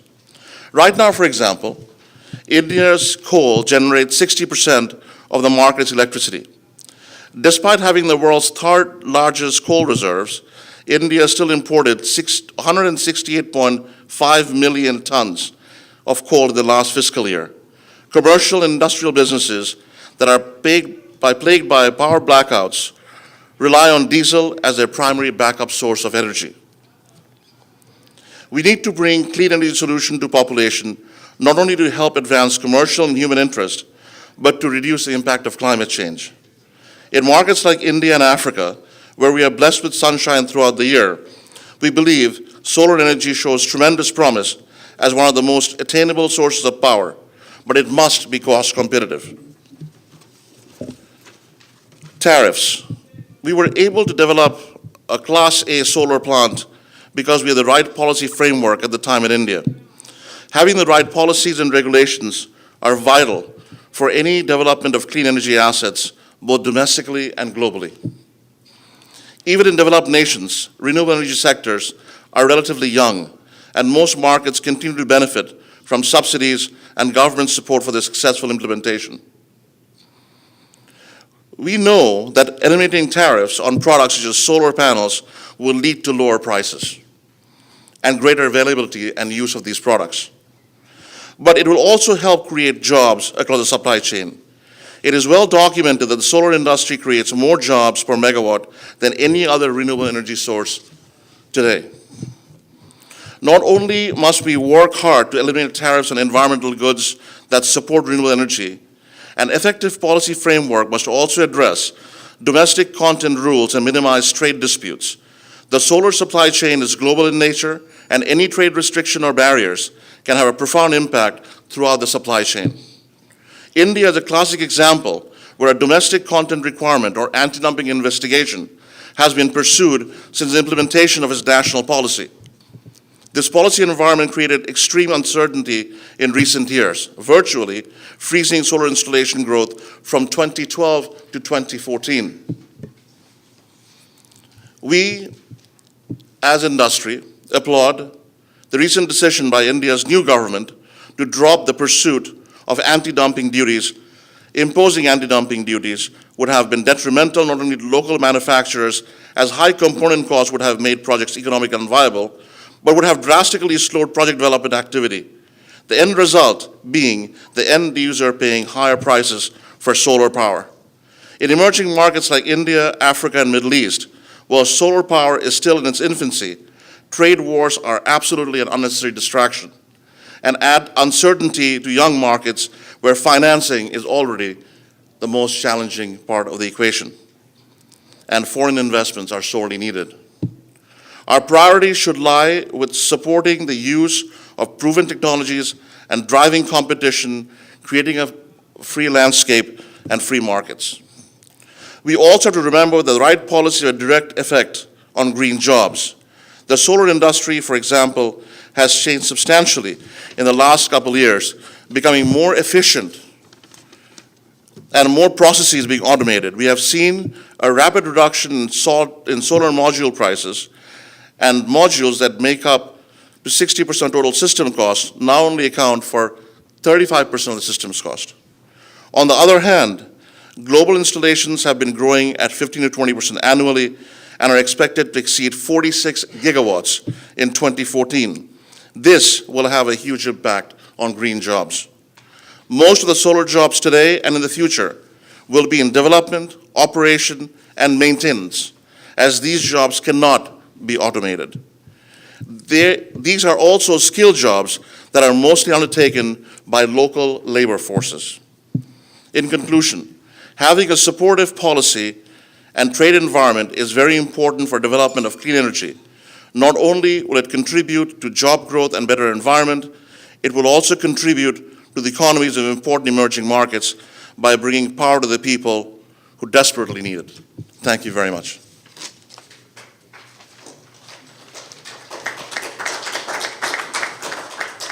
Thank you very much, Sharab. Michael is here. Of course, you all know he's the founder and chairman of the advisory board for Bloomberg New Energy Finance. I've had the pleasure of hearing him speak on several occasions. He knows a lot. Michael, you can talk to us from there, or you can go up to the podium too. I'll speak from here. That's fine. Thank you very much, and likewise, I thank ICTSD and NYU. This is trade in clean energy is a difficult one. What we find is, Jacob, you said, hang on a second, Jake, you said that there was the climate wonks, and then there's the trade wonks. There's also the clean energy wonks, which I claim to be their leader. But we don't spend enough time on trade. Let me just share with you, there's a little bit of sort of background to all of this, of just how important this is that the energy system of the world is undergoing a transition. There is now no question that it's undergoing a transition. And it is a transition from sort of centralized and fossil-based, fossil and nuclear-based, and without much in the way of sort of smart grid or intelligence. And it's going to much more distributed. It'll be energy efficiency, it'll be renewable energy, it'll be natural gas, it'll be nuclear. There'll be a smart grid linking it all together. There'll be storage, I think in a large measure through electrification of vehicles. So there's this completely new world of energy that's going to be there. And all of the technologies that go towards that, the most critical thing, that will be a much better performing energy system from the point of view of not just climate, but also air quality in the cities and a whole bunch of other environmental performance characteristics. But we've got to get the costs down. Because what happens is, that is at the moment, essentially the gating item is the cost differential. In places, clean energy is cheaper than fossil. I hesitate to say dirty, but fossil. So if you get a good wind farm in a good resource, with a grid that can cope with the energy, you could be down at 4 cents per kilowatt hour of generation costs, which is the lowest form of electricity there is. And you see that in Australia, you see it in the US, you see it in China, you see it in India. But that's not the generality of the situation. Solar, the best large-scale plants can be competitive in places like Chile, but that's not the generality yet. The number one priority is to drive down costs. And how you do that is you need the best technology, you need the best logistics and supply chain, and you need the lowest cost of capital. And that means international integration of your supply chain, your technology provision, your finance system. By integrating across all of those technologies, I have absolutely no doubt, I haven't had any doubt for 10 years, I have even less than no doubt now, that that new energy system can deliver it's not just that it will meet people's needs, it will do so in a more resilient way, in a cleaner way, in a more reliable way. Every aspect of it, I think it can outperform the old system. But we do have to drive the costs down. This simply could not be more important. So with that as background, I think it informs the choice of technologies, or the framework within that list of technologies sits. The number of technologies, the range that is needed is very, very broad, because it is going to cover the Internet of Things as well as the solar panel or the wind turbine. So, of course, in these sorts of negotiations, it's always, there's always a risk of ending up with the lowest common denominator, a short list that everybody can agree on. Okay, it's a solar panel, we know what it looks like. But what about the glass that goes into it, or the inverter, or the software, and so on? And then, of course, all of the technologies that go into the substations, that go into your homes, all of those things, all of them have to have their costs driven down. So if you have to go for a small list, then go for it in a way that it can be expanded so that 10 years later you're not hamstrung by an out-of-date list of technologies. One of the other observations that draws from the fact that this is such a broad transition in energy is that there is something in it for pretty much every country. This is not just advanced technology that's going to come from the developed world, and therefore, trade liberalization is going to be at the cost of the developing world. There has to be a definition of this where everybody can play. And that was really when I started to think about how, the role of trade. In a way, I came up with a sort of a maximist, not a minimalist list of technologies, but in a sense, expand this thing as big as possible, because Gabon can produce biomass pellets that can be burnt in the northern hemisphere. There is really something for every country. Now that's not, I think already it's very difficult to see a negotiation that covers bioenergy, clean electricity, renewable certificates, because a certificate system could solve the problem of ethanol going north and south at the same time, but also removal of subsidies, and also homologation of all of the standards involved, so that a smart meter for Brazil could also be used in North America or in Europe. So but the closer you can get to a maximalist description of the challenge, I think the more likely other countries are going to say, well, we might not like this bit, but there we go, we can benefit from that bit. And then my final observation is, what this can do in terms of its importance, it's not just that it could enable more clean energy in a sort of, by working at the 3%, the 5%, or even the 35%. It has a huge political payoff. I think it's important that this group, this initiative, is publicized much more widely. And why that is within the climate negotiations, the shift to clean energy discussions in each country, The swing constituency is the center-right. The left generally is already persuaded of the need. It aligns very closely with the environmental movement. The sort of the more to the right, I don't want to say the ultra-right or the far-right, probably not going to come along with this sort of discussion about climate and environment. It's the sort of the libertarian right.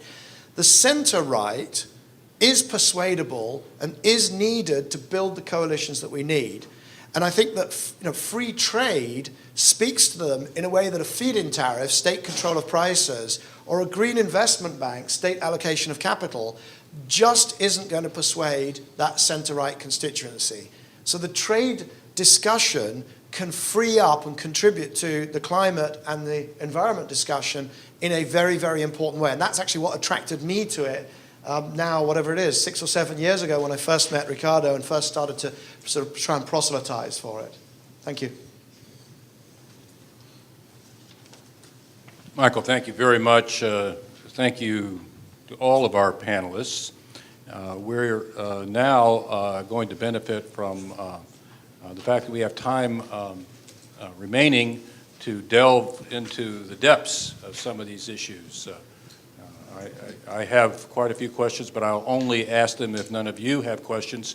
Our colleague in the third row has been very patient and is entitled to ask the first question. I am Omoyeme Lucia from Center for Human Rights and Climate Change Research, Nigeria. I thank the panelists for all their contributions, but I just want to find out, developing new energy systems for developing countries is attainable goal, more attainable goal, but for developing countries it's a huge challenge. So I'm concerned about how the peculiar challenges of developing countries have been factored into this in terms of access to finance and the other kind of challenges that come in. Also, there's much talk about free and open markets, but we also understand the huge implication open free markets have on developing countries, especially local communities. That means opening our borders, bringing in new technologies that we do not understand what environmental impact they have. We need to be sure, or I need some sort of clarification, how all of these the need to protect the environment and to reduce emission, what place does it really play in all of this talk about trade and development of the role of trade in climate change issues? That is what I really want to find out. Thank you.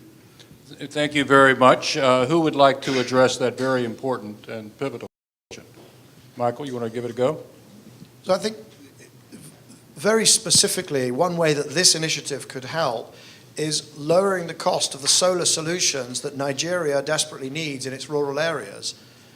And so I agree that there are very difficult, there are difficult questions about free trade in a very general sense, but in a very specific sense, if this initiative lowers the cost of solutions that are needed in Nigeria, then I think that has to be a good thing. Yes, sir.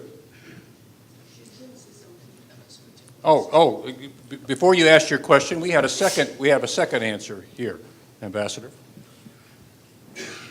Thank you. I was just going to talk about the access to finance part of your question, where under the climate change negotiations, there's obviously an obligation on developed countries to provide finance to support mitigation and adaptation in developing countries.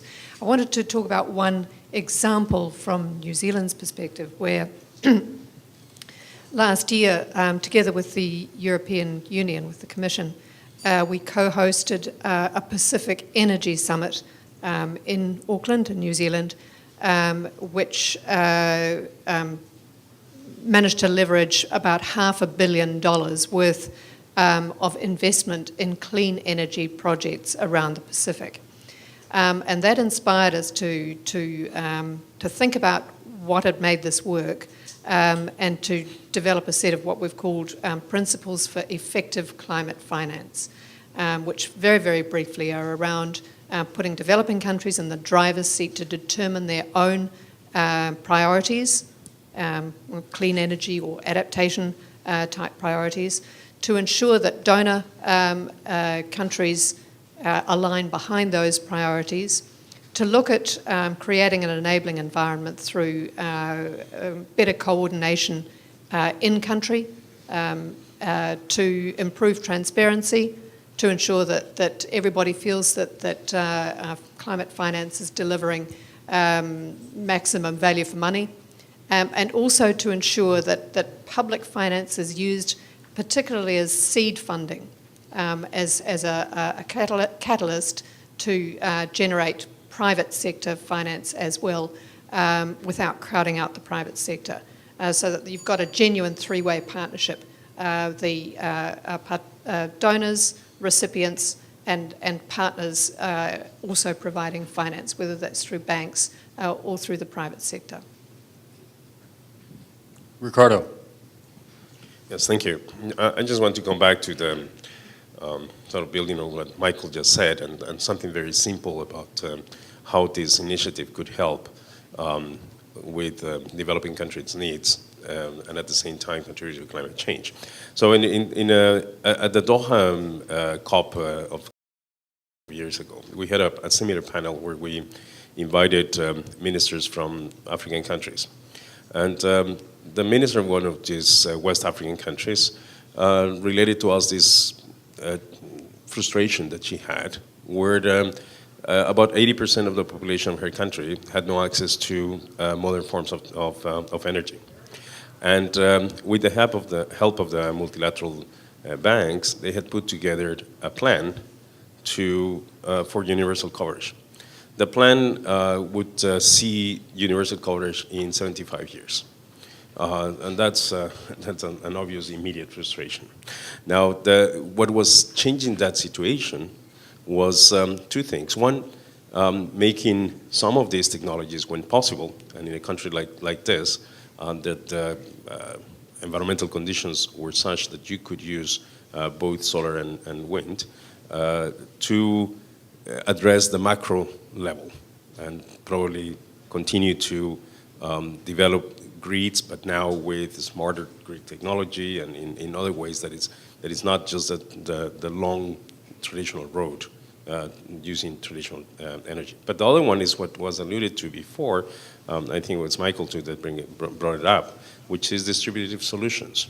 So cooking stoves and lighting and the like. There are a number of technologies that are coming out of India and China and many other countries too, also Europe and the US, that allow now people to have access immediately to these forms of energy. Now all that continues to be at a smaller scale than necessary, partly because of cost issues. No, so in a bit of a corollary to what I'm saying, we need to make sure that not only in those countries with those very acute needs, but in other countries, that utility companies have options to add the renewable energy technologies at a cost that is competing with the traditional forms. And that's one part of the story. But the other part of the story, we do respond to those that don't have access, particularly to the grid. And just an anecdote to add to this is not just Africa. So in Latin America, Latin American countries are very, very proud of how they've developed their technology coverage, their energy coverage. It's still over 10% of the population in the continent, which is about some 40 million people, have no access to modern forms of energy. And many of them would never have access through just the extension of the grid. It would have to come from other solutions, either small solutions that would tender to, say, populations of 2,000 people or so smaller populations, or through very individual distributive energy kind of technologies. And these all could help with that. Okay. Thank you for your patience. Go ahead. Tell us who you are. We missed that before. I didn't say it. So I'm Bill Hewitt. I'm a writer. I also teach in one of the other parts of the NYU megalopolis at the Center for Global Affairs on energy and the environment, climate change, et cetera. So we've heard from a number of panelists of the need to extend as broadly as possible the goods and eventually services, we hope, I guess, in this agreement, this pending agreement. But so what has been the experience? My background is environmental and climate, not trade. What has been the experience with the information technology agreement to which you alluded in terms of being able to broaden out the scope of these goods and services? I wasn't actually referring to the IT agreement. No, but Mr. Colvin was. Okay, never mind. So, I mean, the experience in terms of broadening out the ITA, I referred to the experience in broadening out the membership. It's gone from 29 economies to over 70 economies to what it stands at today. There's also been this effort to expand the ITA through a revision or an expansion of the list of goods that are subject to the elimination of tariffs. That hasn't been concluded yet, and they're down to negotiating over whether or not a small number of items are going to be on the list or not going to be on the list. And it's largely one large Asian country that's refusing to let those items go on the list right now. But we're hopeful that there's going to be a resolution of this at some point in the near future. I mean, I think that it's been a challenge, and I think there's a sense that the list that we're talking about right now for the ITA may already be out of date, as we've even developed new technologies since we first started talking about this expansion maybe 3 years ago. And so that gets to the concern that Anne raised about how to make this a living agreement and how to make sure that you can ensure after a first crack at negotiations that there is sort of room for new technologies to be on the list. I think one way of getting at that in an initial negotiation is to include components in the list. If you only go after the big final finished systems, you can come up with a new big final finished system that is a generation ahead that some will argue is not on the list. But that new technology will probably still include components from the older system. Thank you very much, Jake. Professor Stewart, then we'll go to the back of the room after that. So we've heard a lot of discussion, and I think most of us are persuaded that liberalization of trade in environmental goods and services would be a win-win. My question is, what are the obstacles, and why is this taking so long? And what are the obstacles in lowering tariffs? And then maybe even more important, what about technical and regulatory barriers, different requirements in different countries? Let me supplement that, and then we'll turn to our governmental folks here. The ambassador from New Zealand is going to have to leave in a moment. The obstacle for about a dozen years was that this issue was caught up with everything else in the Doha round. And now it's been pulled out by the Europeans, the Americans, the Chinese, and a handful of other countries that are like-minded in wanting to move ahead. And they have moved ahead very quickly since announcing this earlier this year.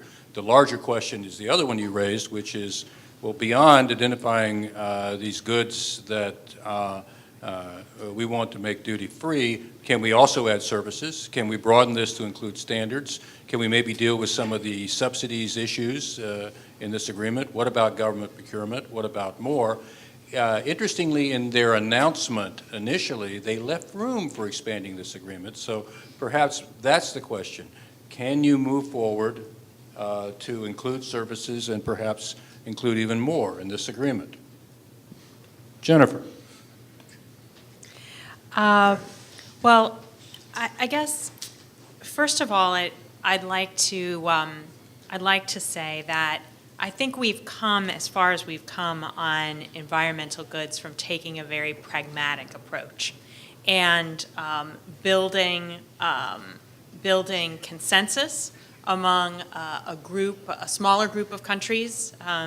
As Jim was talking about, the 155 members of the WTO reached a stalemate.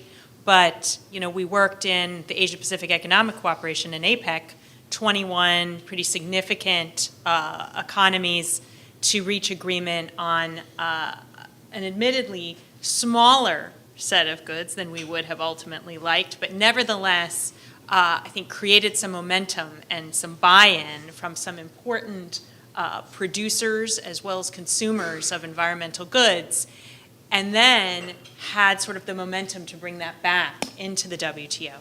And starting with tariffs, which are not easy, and I alluded to one of the obstacles in my opening remarks, which is countries that want to actually build their own industries behind tariff barriers.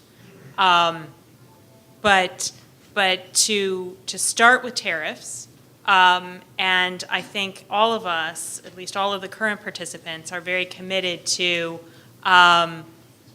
using the Environmental Goods Agreement as a foundation for continuing to build product coverage. I think, in our initial conversations, we're all committed to a list that could be updated over time. And we'll certainly sort of get to the mechanics of that once we've actually negotiated what the foundation of this initial environmental goods agreement is going to be. And just a word on services. There actually are negotiations going on also this week in Geneva on the Trade and Services Agreement, the TISA as we call it, which includes many of the countries represented here, New Zealand, Joe left, but and that agreement is going to be comprehensive, covering all services sectors, including environmental services, and a lot of what we would consider to be sort of the climate cluster services, like engineering and architecture and consulting, and a lot of those services that are supportive of many of these big sort of climate-related projects. So I think we are committed to addressing those issues in tandem, and they're certainly moving forward at a similar pace, I think. Well, let me see if I understand. So it's the position of USTR that environmental services should be addressed within the TISA rather than within the new green goods negotiations? Yeah, I mean, just practically speaking, they are being addressed in the TISA, environmental services. So, I mean, they are being negotiated. Well, has USTR decided whether TISA is something within the WTO or outside the WTO? Because that will matter if services on environmental issues are outside the WTO in terms of enforcement, among other things. Well, I'm not the TISA negotiator, but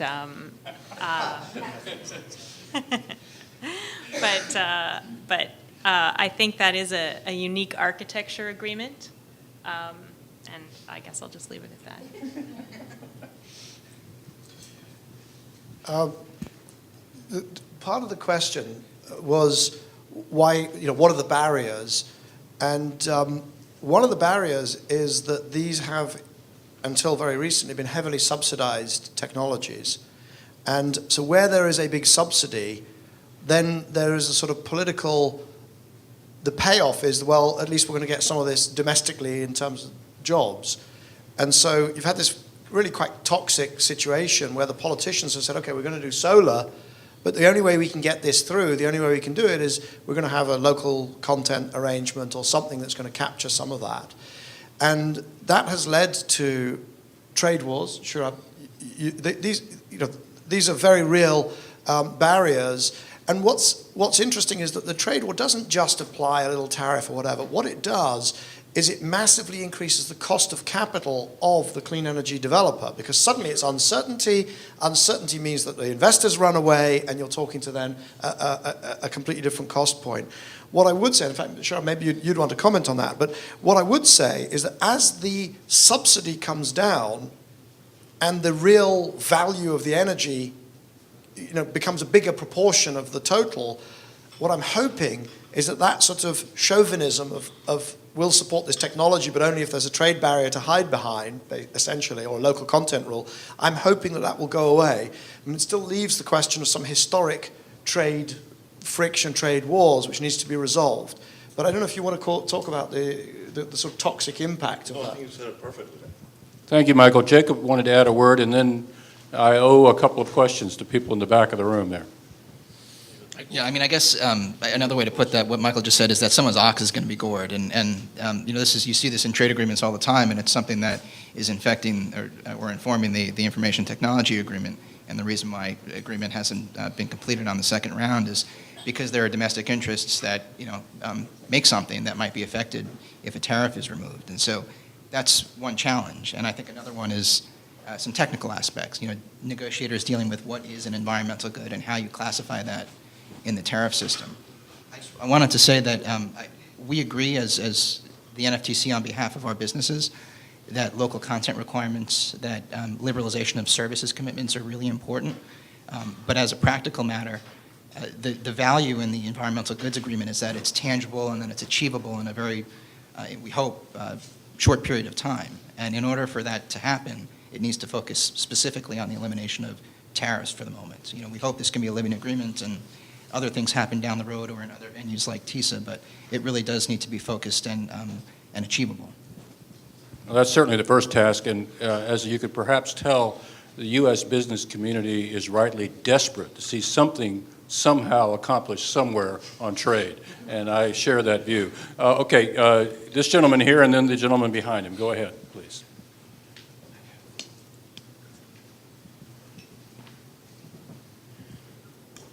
Thank you. My name's Jonathan Kadishon. I'm an engineer at Converge working in energy efficiency and demand response. A specific question regarding tariffs. A lot of people have spoken about reducing barriers. Specifically, recently there were tariffs imposed, significant tariffs on Chinese photovoltaics in the U.S. There's also been allegations of corporate espionage, theft of intellectual property. Are those tariffs a mistake? And if so, how do you protect the interest of corporations in the U.S., Europe, other places that are looking to be innovative but protect their own interests? I think that's a question for the United States government.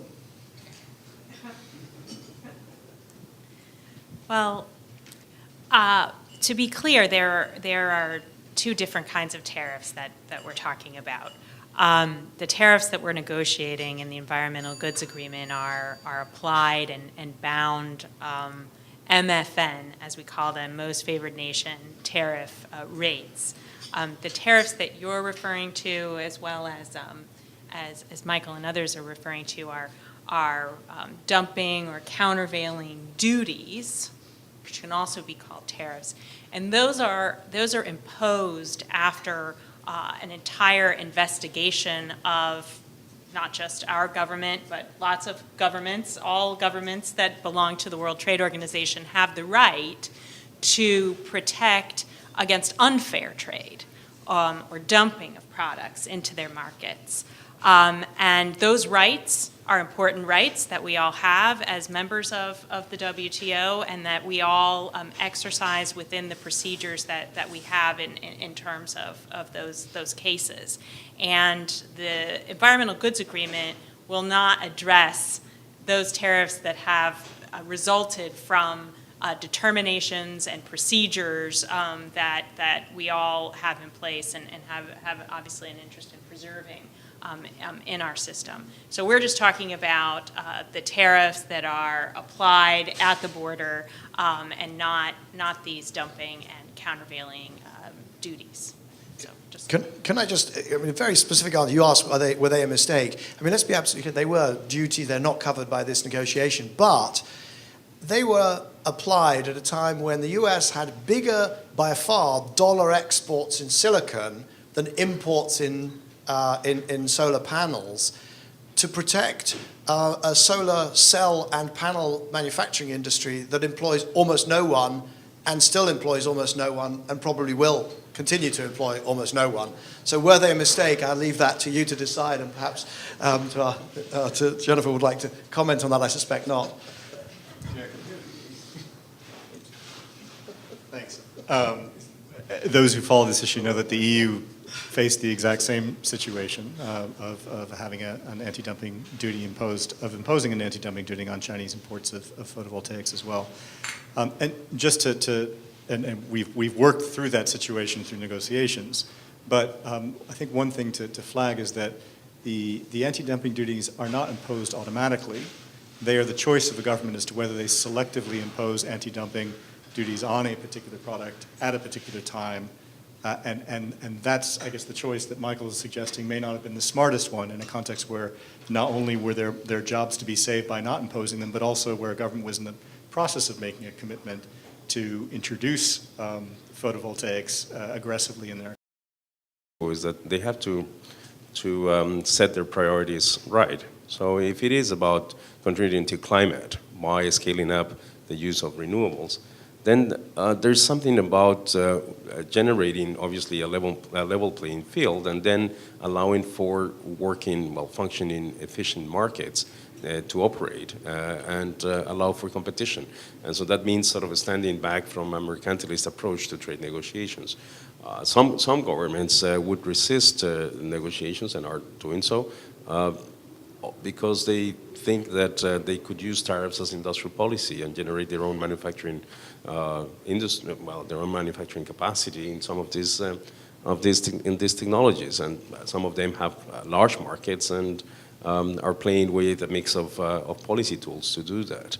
But in doing that, again, they are privileging other policy objectives than the objective, again, of expanding renewable and the use of the renewable technologies. That they also, I think, missed something that was mentioned before by some panelists, which is how the jobs that are generated by expanding on renewable technologies are not necessarily in the manufacturing sector too, and again, how the benefits to an economy don't come from only jobs in manufacturing in these new technologies. So that's a long response to something obvious there, but it's behind the negotiations. Thank you, Ricardo. Yes, sir, you've been waiting patiently. Thank you. My name is Ken Kramer. Wearing my trade hat, I've been serving on the Renewable Energy and Efficiency Advisory Committee to the Secretary of Commerce. And in my day job, my company provides transaction support and due diligence for renewable energy financing transactions. So I believe in policy and markets and economics.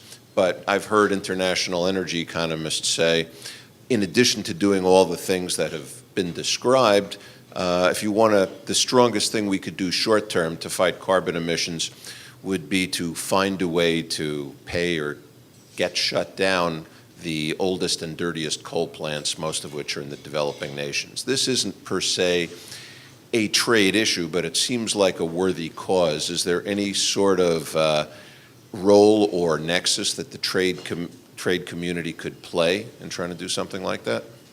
Well, I would suggest that even if that were a good idea, the people in those developing countries might ask us why we didn't shut down our own coal mines. But that's not a trade answer. Any thoughts on that from the podium? Michael, you know a lot about this. I mean, first of all, there's an enormous amount going on. And not all of it has reached the mainstream discussion. So, for instance, last year, capacity added in China, 68% of electricity generating capacity in China was renewable. So already starting from a position of assuming that they're blithely building only coal whilst we try and grapple with this is simply not correct. Now, is there more one could do? In fact, the answer is inevitably the climate negotiations. But ultimately, I think the only effective way of getting rapid moves on coal in the there's a chunk about let's not finance, and if you don't like carbon border tax adjustments, then figure out some better thing to suggest, because it's coming. Just a word on border tax adjustments, so you'll get a sense of this. There's what trade rules say now. There's what they might be viewed to say now if jurists in WTO dispute settlement were compelled to clarify them. And then there's what the countries that are the members of the WTO could change trade rules to say. This is in between the lines of every discussion of border tax adjustments. We don't know what border tax adjustments really are. There's virtually no jurisprudence on it. We don't know what the outcome would be in dispute settlement if there were a case, a real dispute. It would be heavily fact-driven based on the particular measure that was being challenged in that particular dispute and on how it was being challenged. But we do know this. The members of the WTO could change the rules if they wished. If they wanted, for example, to provide that over time fossil fuel subsidies could be prohibited subsidies, they could change the rules to say that. I'm not saying they should or they shouldn't, but they could. The rules are what they decide the rules should be. And they could, if they chose, decide that certain types of border measures relating to environmental arrangements, climate arrangements, could satisfy WTO obligations even though they impose restrictions on trade.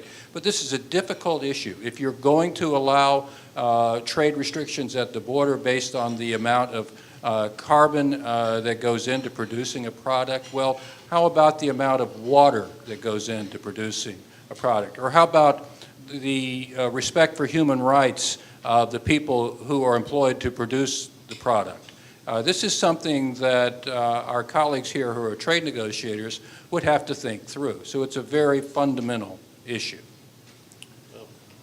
If I can add an ancillary note to your question, this wish of yours might be coming true in my motherland of India. Yesterday, the Supreme Court of India canceled 214 coal block licenses that were given from 1993 to 2010. As you all probably know, India had gone from year 2000 on this ultra mega power plant bandwagon that they were not successful in implementing, but they went on the bandwagon anyway. So with this coal block allocations being canceled, you can bet your dollar that the building of new ultra mega power plants will slow down, and so will the mineral industry. And if you look at the stock market, the Indian stock market in the last 24 hours, and look at the mining stocks and the metal stocks, they have been hammered out. And I think it's a good thing for us. Thank you very much. We have time perhaps for one more question, if there is a last question from the audience. Yes, ma'am.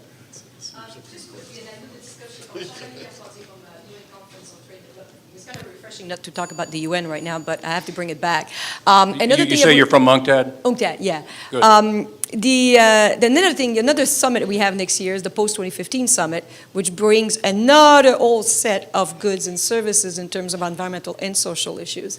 Do you feel that this should be included in the EGA now? Do you feel that we should, as you said, Jennifer, go first and try to get our toes in and then try to build momentum based on that? Or should we try to bring those along as we go, because it's going to come quickly?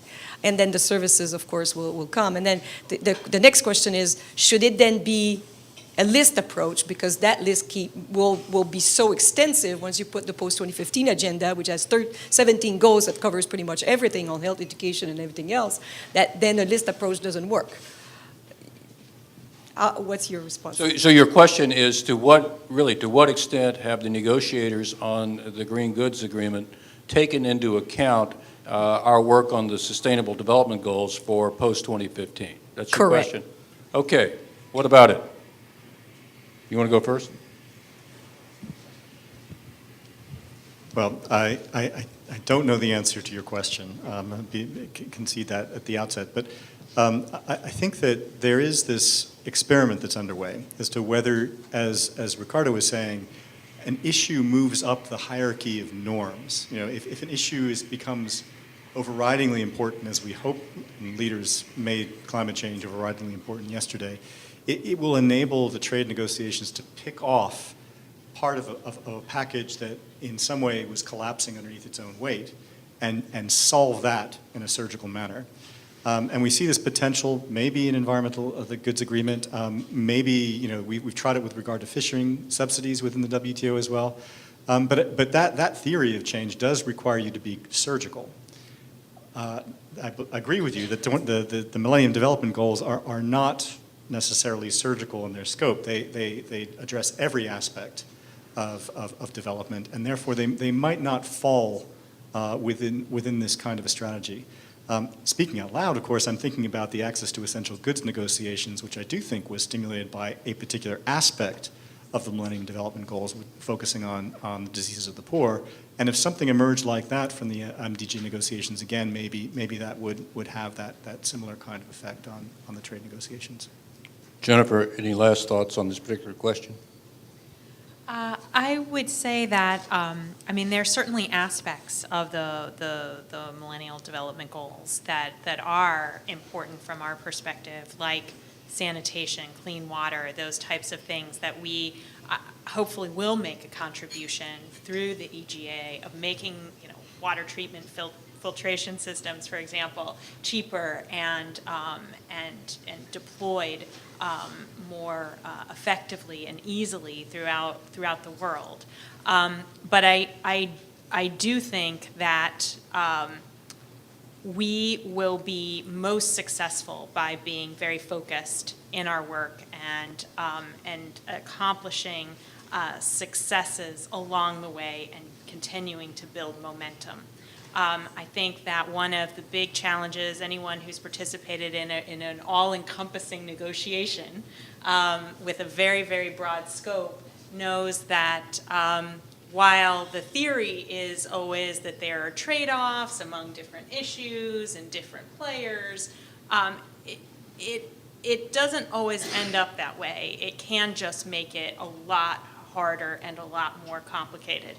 And so we're hopeful that, initiatives like the EGA that has this relatively simple, straightforward task of eliminating tariffs on environmental technologies can be successful, and that we can build on some of the past successes and then continue to move on and continue to hopefully attract more participants and do more along the way.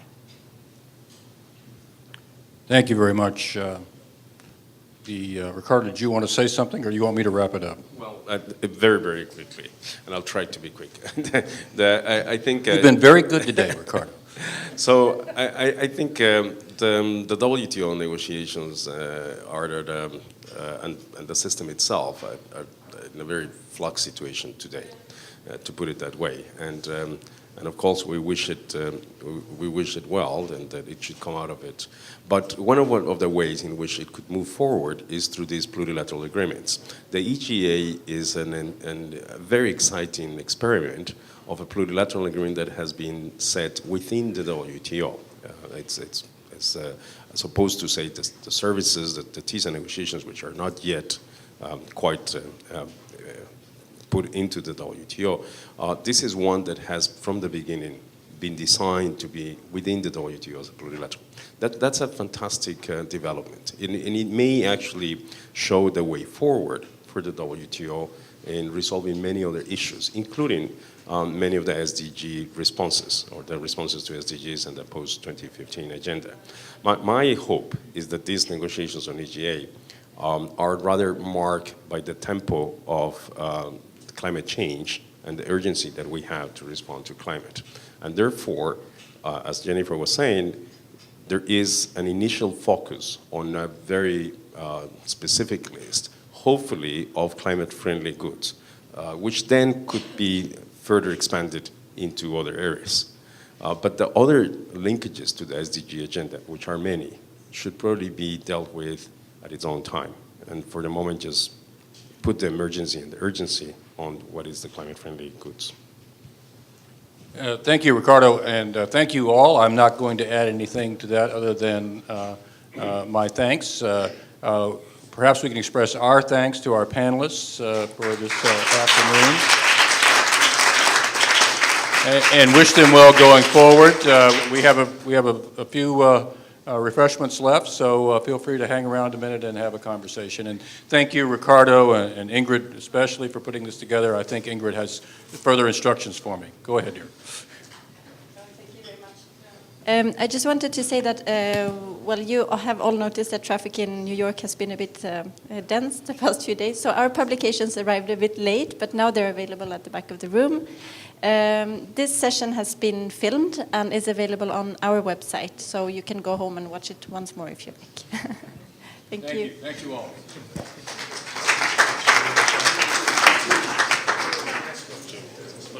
Very good, yeah.